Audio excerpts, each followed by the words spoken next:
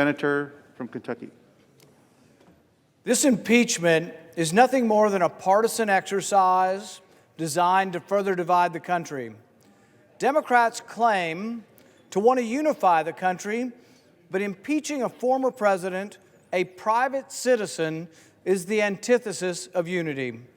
Democrats brazenly appointing a pro-impeachment Democrat to preside over the trial is not fair or impartial, and hardly encourages any kind of unity in our country.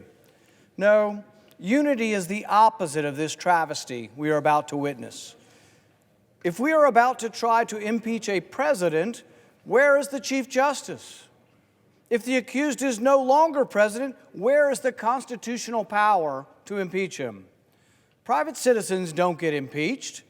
Impeachment is for removal from office, and the accused here has already left office.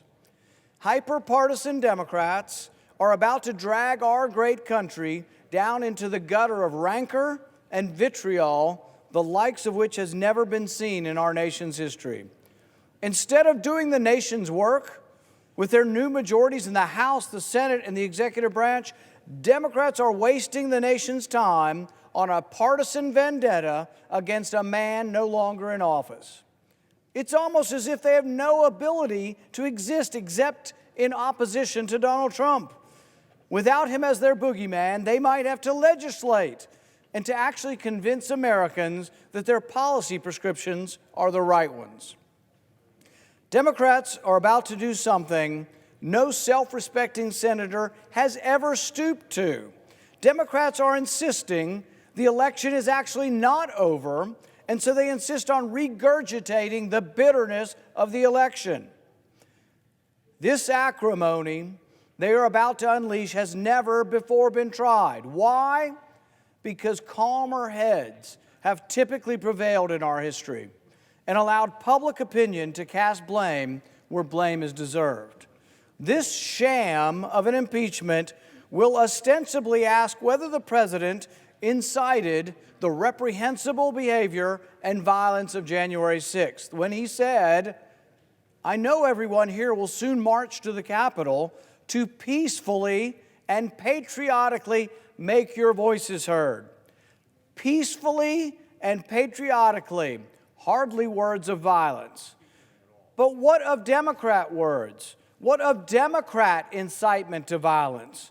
No Democrat will honestly ask whether Bernie Sanders incited the shooter that nearly killed Steve Scalise and volunteer coach. The shooter nearly pulled off a massacre. I was there because he fervently believed the false and inflammatory rhetoric spewed by Bernie and other Democrats, such as the Republican health care plan for the uninsured is that you die. As this avowed Bernie supporter shot Steve Scalise, nearly killing him, and shot one of our coaches and 2 or 3 of our staff, he screamed, "This is for health care." Ask me or anyone if that's incitement. No Democrat will ask whether Cory Booker incited violence when he called for his supporters to get up in their face of Congress people, a very visual and specific incitement.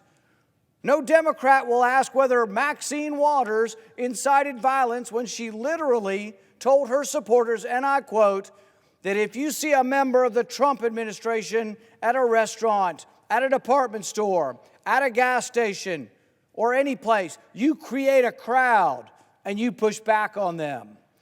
Is that not incitement? My wife and I were pushed and surrounded and screamed at by this same type of mob that Maxine likes to inspire.